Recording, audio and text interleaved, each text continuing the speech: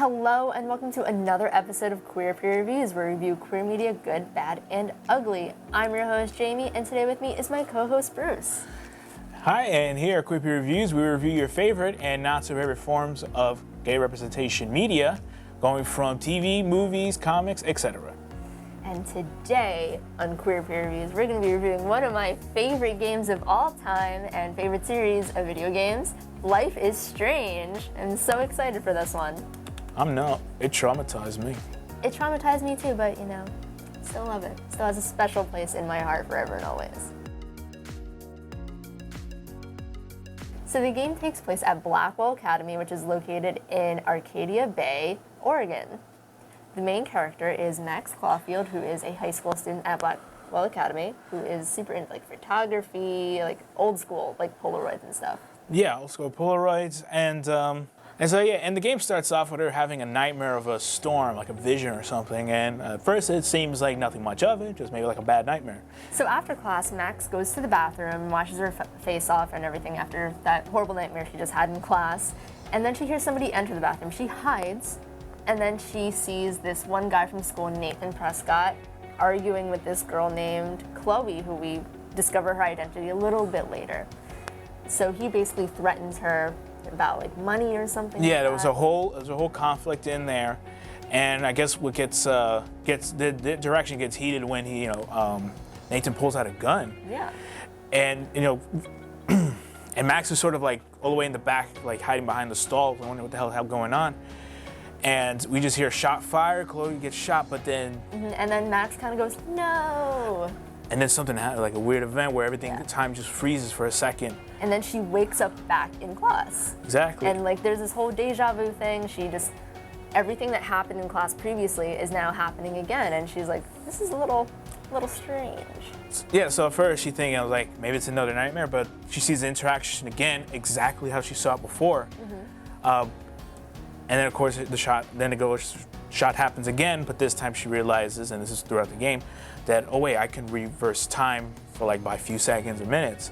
And that's what she does. And I guess it's what follows also this power is this blue butterfly, almost like a symbol. Yes, so I don't know if you've seen it, but there is a movie called The Butterfly Effect, which basically revolves changing things in when past. A butterfly flaps their wings, a tornado can happen. It's a fantastic movie, which is one of my favorites too, which is probably why I like this game so much. And so she reverses time and saves Chloe from getting shot by Nathan. And from then on, she's just trying to figure out what the hell's going on. Yeah, so Life is Strange is basically this whole game full of choices that have a lot of different outcomes and lots of consequences, which you gotta learn to live with throughout the game, which is where the reverse time power kind of comes in. You can make your choice and then see kind of the outcome, and then you're like, wait, maybe I shouldn't have done it like that.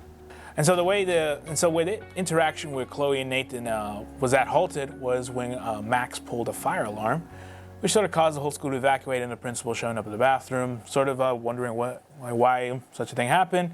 Of course, can't be explained. So you get the choice of either snitching on Nathan, saying you saw him with a gun, or you just kind of keep your cool. But that kind of takes an effect a little bit later, another consequence, which is when Max meets up with her friend Warren, who has this huge crush on her. And then this is when Nathan comes out to basically confront her about snitching on him. And while he's about to physically assault Max, this is when Chloe swoops in with her truck and say, get in. Then that's when you learn that Max and Chloe actually had a past together. They were best friends. Yeah, they go way back then, very childhood best friends. And so the thing about Chloe is that she has a tragic backstory where her father died in a car accident, and her family consists of just her mom and, I guess, her very strict stepdad. Also known as Step Douche. Step Douche, who's also security at the academy. Yeah, David, yeah. We also learn that there's a bunch of flyers around at the school that's a missing poster for this girl named Rachel Amber. Nobody's seen her in probably, I think, months or weeks maybe, but you learn that it's been Chloe that's been putting up all these posters, and she and Rachel kind of had this thing going on. They had this thing going on, which was sort of perceived first as friends, unless you haven't played Before the Storm, which will another review on that one. We'll get to that one. Another review on that one, but back to the main game itself. So yeah, they go back to Max goes back to Chloe's house, where, like I said, we're introduced to the families. And David, who is, like I said, very strict father, which could also explain, it was like a whole thing, the fact that her father died, and then this new strict stepdad is why it makes Chloe such a rebellious, character. She's a completely different person before her and Max kind of drifted apart after Max started going to Blackwell Academy. She has blue hairs and pronouns. Conservatives' worst enemy, which I'm pretty sure David. I'm pretty sure David was. But yeah, so the episode basically ends. They go back to Chloe's house. A few things happen in there, not super duper important, but they wind up going to the lighthouse, which is where Max had that nightmare in the beginning of the game, or this episode. And Max kind of has this other nightmare where she sees this hurricane destroy Arcadia Bay. And then she wakes up from the nightmare. Chloe's like, what's going on with you? And then that's when she sees this newspaper saying that the hurricane is gonna happen in 3 days or something like that. Was it in a week? 7 days? Oh, yeah, something like that, a few days. 7 days. So that's when Max decides to finally spill the beans and reveal to Chloe, something's going on with me. And they explain the whole story. So after Max starts telling Chloe about her superpowers, you start seeing that it's suddenly snowing. Oh, right. We got day. the anomalies that happen. Yeah, and you start learning that all these supernatural things are starting to happen to the world. So in episode 2, Out of Time, it starts off with Max in her dorm room. She goes to visit her friend Kate Marsh, who's been going through this really tough time. This video of Kate kind of surfaced. From what is from implied from some letters you see in the game, when you read them, is that Kate Marsh's family is very heavily religious strict, which explains why she's also, religious strict and all. So yeah, so she's become more of a target of being bullied by another character. Victoria. Choices are everything in this game. You can choose to be super comforting to Kate, and she kind of talks about how she wants to go to the cops about this person who leaked this video of her being basically super drugged and fooling around at this party, kind of sexually. And you could either choose to be comforting and tell her to go to the cops, or you could just be oh, don't do that, they might not believe you, and that's she gets super pissed at you. Yeah. But anyway, so our poor Kate Marsh is the victim of this whole scandal right now. Yeah, at this moment in the episode. Yeah, so after you realize there's nothing more you can say to Kate, you meet up with Chloe at the diner, the Two Whales diner, and she gives you this whole plan of how she wants to basically train you to use your new superpower. Well, first Max had to convince Chloe she had powers, and throughout the diner, certain events happen, and so what she kept doing is just keep rewinding and then tell Chloe what's going to happen next, which then does convince Chloe, oh shit, you do have powers. And she also is oh, what do I have in my pockets and stuff like that. But yeah, after she's finally convinced that Max does have superpowers, they wind up going to this junkyard where you find that Rachel and Chloe used to hang out before Rachel suddenly disappeared. So she does this whole setup where you have to shoot bottles and stuff, and you have to tell Chloe where to aim so she can get everything in one shot. And then all this gunshots kind of attract this one guy to come to the graveyard, Frank Bowers.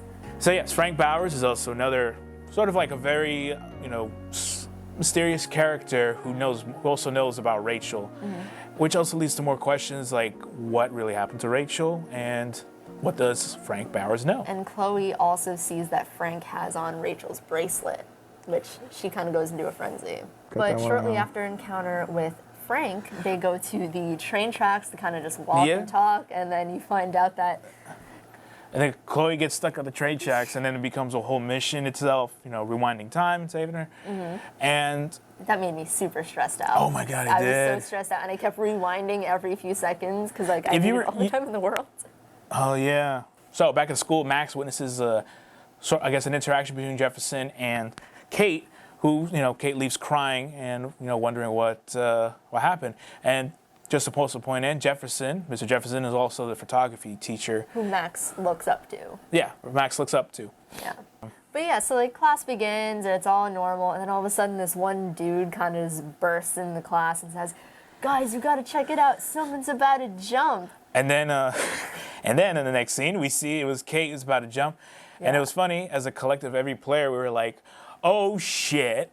Yes. And the worst possible timing is that when Max sees Kate about mid jump, she tries to reverse time, but something happened with her powers, broke, and it sort of just froze everything. And now we sort of had to rush So yeah, to the building. It kind of rewinds it a little bit to right before she jumps. Right. But then everything just kind of freezes. And it's kind of fucked up though, because you see like all the students, like they're all just like, and like with their phones out, and it's like, yeah, you guys are the reason why she's doing this. And the worst part too is that once you make it to the roof, your powers just stop working. So it was at this point that whatever you say really fucking count. There was no reverse for this one. Yeah, so exactly, like everything you could have said in this episode to Kate now matters in this very moment. It was at this point I Googled the right words to say so I don't fuck it up, because I don't want no one to die. But this game is all about like interacting with things, and if there's certain things you didn't interact and learn about, you won't get those prompts. You don't have those options. Which is why it was very important to, when you play these types of games, look at everything. Yeah, and like we said, choices are everything. So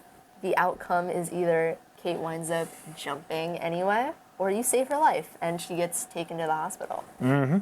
But yeah, and then episode 2 ends with this whole meeting in the principal's office where Max is the only person on the roof, obviously. So she tells the principal who the blame kind of is, and that's one of your other major choices in episode 2. Oh yeah, because we weren't sure if Jefferson did say something. Yeah. I mean, I think I picked Victoria. Oh no, Nathan too was another option too. So you could either choose Mr. Jefferson, who you saw arguing with her right before she went to go jump. Mm-hmm. You could blame David, who is Chloe's stepdad, and also the security guard because of his actions and aggressiveness towards Kate. Or Nathan because he's an asshole, and I think you do find some things about him leaking that video of Kate. I forgot. Who did I choose? Who did you choose? I chose Nathan. You chose 100%. Nathan? Yeah, I think I chose Nathan. Fuck that Nathan. Little asshole.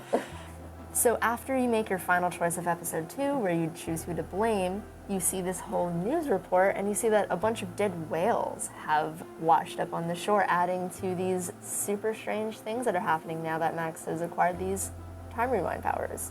So in episode 3, Chaos Theory, Chloe and Max are becoming these little detectives trying to figure out the mysteries behind Blackwell Academy, including the principal. They basically want to look into the disappearance of Rachel Amber, why this happened to Kate Marsh, and just a bunch of other strange things that are going on, because they start to believe that Rachel Amber's disappearance and Kate Marsh's suicide attempt are kind of linked.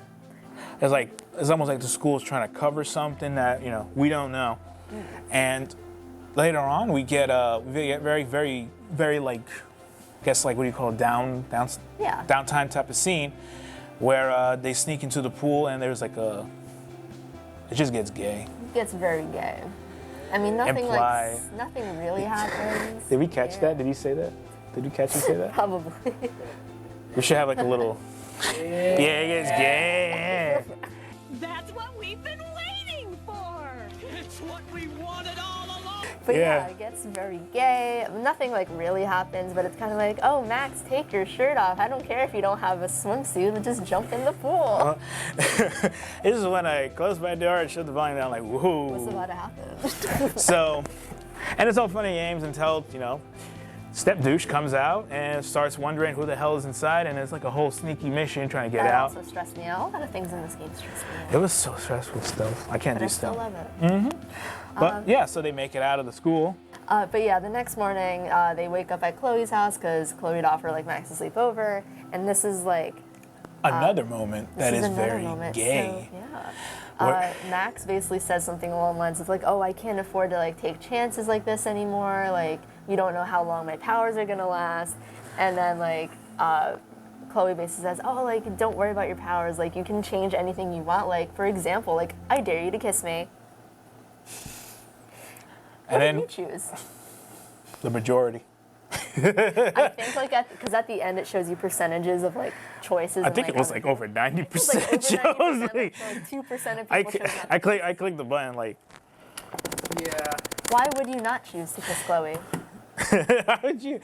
The chemistry was just so right there. I mean, honestly, at the same time, right? It wasn't even just because it's going to be gay. No, because it feels right. So shortly after that, you go downstairs to hi to Chloe's mom. You realize there's now a bunch of dead birds everywhere. Yeah. Life is sure getting strange. this world we live in today is a pretty strange world too. Who is Splat? And it turns out they were not the only ones investigating the academy and other people. David as well has also been investigating. They managed to search through his laptop and find, I guess, sort of photos, any information, and that also helped them with their case as well. Yeah, and they find out, like, David even had, like, this list of, like, their whereabouts, like, their schedule throughout the day, like, where they walked to and everything. So, like, not only was he stalking Kate Marsh, he also stalked Rachel and also Max.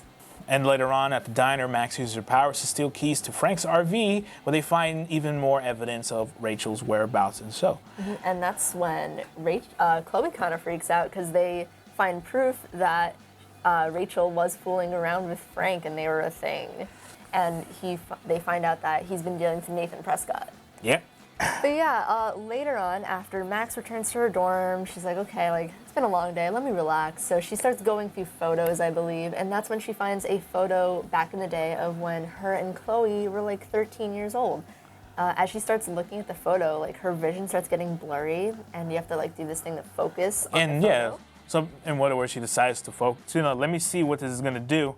Mm-hmm. And it basically takes her way back in time. Yes. That photo was taken the day that Chloe's father was in that accident. William. Yeah, so Max realized she still has her rewind powers in this, like, past of this, like, photo she just kind of warped herself into. Mm-hmm. So she decides, hey, like, I could change things now. I could stop William from ever dying and having Chloe have this, like, super messed up life, and, like, David won't be involved anymore. And so at the end of that, Chloe's dad never died, and looked to see the day. Yeah, everyone good. Yeah. She comes back to the present, which is a little altered. The present is now a little altered. And this is actually now when we see the dead whales show up on the shore. Yeah, yep. You start seeing dead whales on Max's way to visit Chloe to see, like, okay, like, let's see, like, let me visit Chloe. We see Chloe, and who opens the door is Chloe's dad. It's like, oh, it's cool. He's alive. And then she's like, Chloe, Max is over here. And then we see Chloe paralyzed from the neck down in a chair. And then wheelchair. She just slowly starts rolling towards the front door. And then it just sort of ends there, and now it's like, oh shit. Oh shit. What happened? And that's how episode 3 ends, in total shock. And I think honestly I took a little break from the game because we can't have anything nice. I'm so shocked. But yeah, so we move on to episode 4, which is called The Dark Room. So Max takes her newly paralyzed friend, Chloe, to the beach where you see all the dead whales we previously mentioned, and they basically catch up, and we learned that on Chloe's 16th birthday... Yeah, so because the dad was alive, he gets Chloe a new car. On her 16th birthday. Yeah, on her 16th birthday, and thought, okay, it's a good gift. But then, because of her having that car, led her to have an accident that got her paralyzed. And then probably one of the most traumatic choices I've ever had to make was when Chloe says she didn't want to do this pain anymore and asks Max to overdose her with morphine in her bed. And I was like, holy shit. But it turns out, the photo was there, and then we could alter the past. What the hell choice did I make? Because I don't want to remember. Honestly, I think I put her out of her misery, and I was miserable ever. Like, I was because so I thought about it, I'm like, okay, I can put her out of misery, but if I change the past, technically, I don't want her to be mad at me for not killing her, because she can't do it. So I just overdosed because, like, you know what? Fuck it, we're gonna change this shit again, and we did. Yeah, and you everything. Go back to the past, and you wind up letting William go to pick up Joyce, which causes him to, unfortunately, get killed in a car accident, and time is the way it should be again. So you're back to the present. Chloe is alive. But yeah, so they wind up breaking into Nathan's dorm room. They wind up finding this burner phone, which I believe has an address to this discreetly located barn that is owned by the Prescotts. Mm-hmm. And then the plot thickens. When they go to the barn, there is a secret underground basement, almost like what they said was like a shelter. It was a bomb shelter, basically. It was a bomb shelter, basically. Had everything like food, pantries, and all that. In this bomb shelter, you find these binders on the shelf which have names of girls that go to the school, which include Kate Marsh, Victoria, and also Rachel Amber. Whoa. So you open up the albums and you start finding like photos of like all these girls like drugged and passed out at parties. It was like, it's like, well, not just that, but it's like dark photos. Like there were photos taken in that studio which shows them like tied up, like almost trauma. It's like, it was like a whole, like, what the fuck's going on? Yeah, but then Chloe, she takes like Rachel Amber's binder, she starts opening, and then you start seeing like, this one's a little different though. You see Polaroids of Rachel, which appears to be her being dead and in a ditch. And then the worst part, Chloe recognized what that ditch area went. Which is the junkyard they used to hang out at. And then, at the junkyard, they drive over to the junkyard. Chloe's like speeding all over the place. They find the exact spot where they recognize the photo from, and they just start digging. And we found Rachel Amber's body. Buried there. Damn. After that grisly reveal, Chloe goes on a full angered rampage towards the Vortex party, which was, organized by a bunch of students. Yeah, including Nathan Prescott. It was basically like an end of the world party. Yeah, because of the anomalies that happened. Speak of anomalies, 2 moons now appeared in the sky at the night, which is very daunting. Yeah, but and you find this out with the 2 moons because Warren drunkenly comes up to Max, like, let's take a selfie. And they take a selfie together, and you see the 2 moons in the background, which is a little important a little later. So Chloe tries to go to rescue Victoria because they've been sort of like hinted at the fact that Victoria might be the next victim. But then they find out that Nathan is not at this party, and I think it's Chloe, or I don't know if it was Chloe or Max, but they get an anonymous text message. Not anonymous. They get a text message from Nathan which says, they're never going to remember Rachel Amber once I'm done with getting rid of the evidence, something along those lines. So they rush back to the junkyard. They see that Rachel's body's still there. Nathan's nowhere to be found. But then all of a sudden, Max starts to get some blurry vision because she just got a needle stuck in her neck. And then Chloe tries to pull a gun on whoever did that, and she got fucking shot in the head. Chloe gets killed once again.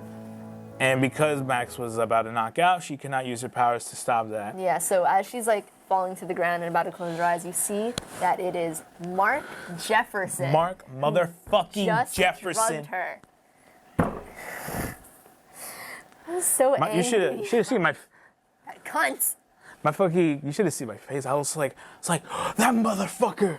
Because, like, honestly, the whole game, they're building up to, like, believe Mark Jefferson is just this great guy that you should look up to. And, like, he's, like, super cool with the students. He's, like, on Max's side all the time.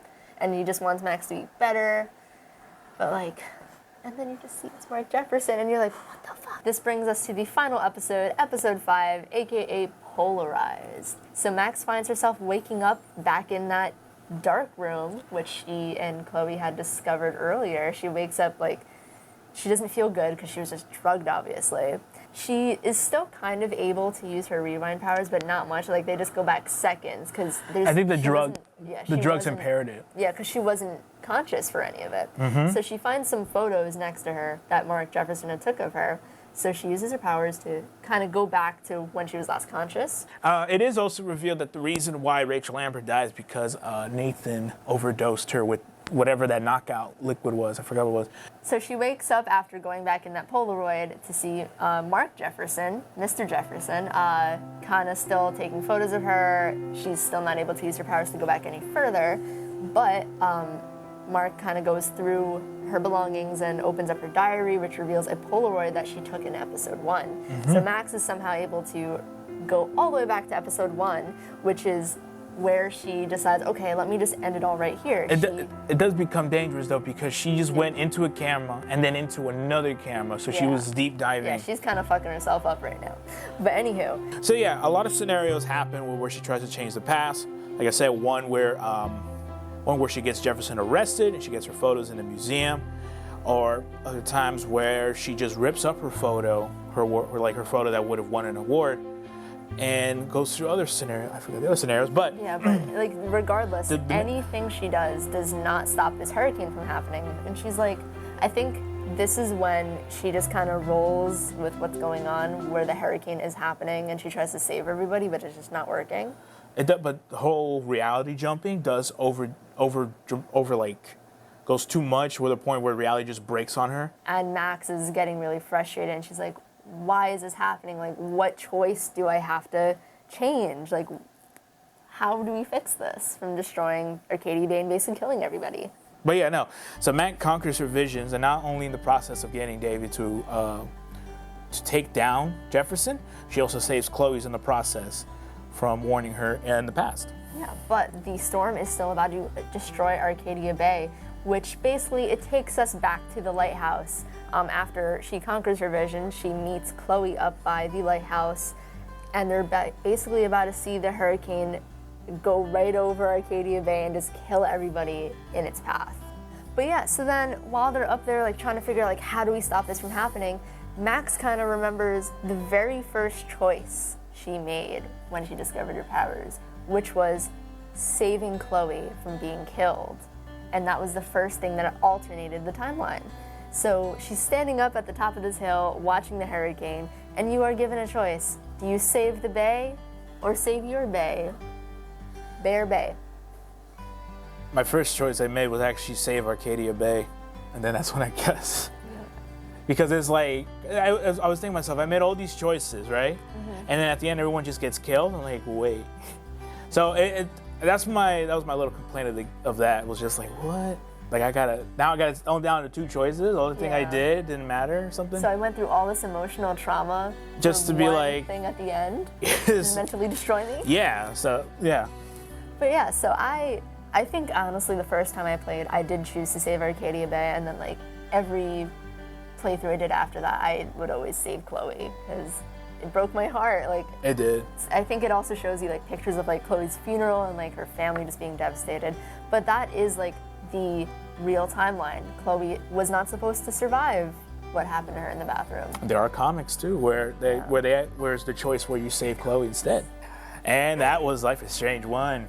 Now what a ride! I don't know why I relived that.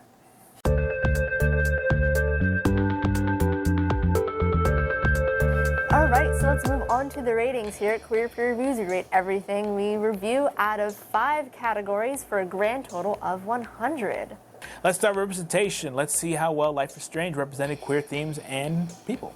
So, for representation, we give it 8.5.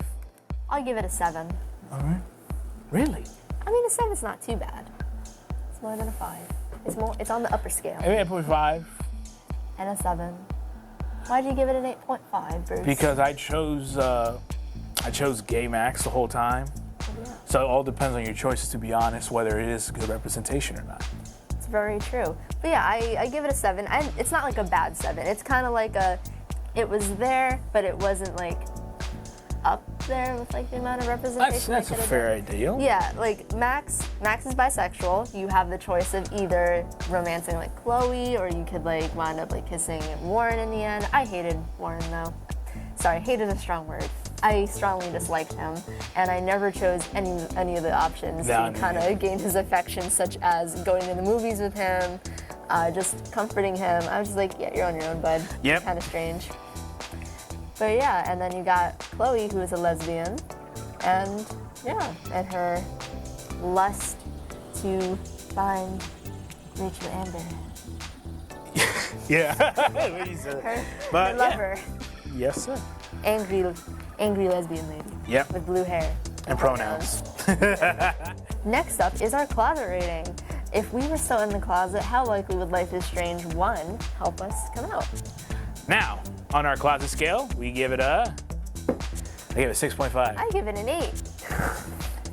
Why do you give it a 6.5, Bruce? Because if I knew being gay gave me superpowers and trauma, I don't think I'd go for it. Isn't that like in like the manual? What manual? The gay manual that if you get trauma, the gayness. It's there. It's written right there. I mean, superpowers would be cool. Is it written? Yeah, it's right there. It's in the manual. Trauma. Oh shit. Trauma with gay. Maybe so. So I give it an 8 because it wasn't necessarily like if we were still in the closet, because this came out before I was kind of out and before I kind of discovered myself, and I heavily related to Max, especially like with the whole like photography thing. I love Polaroids.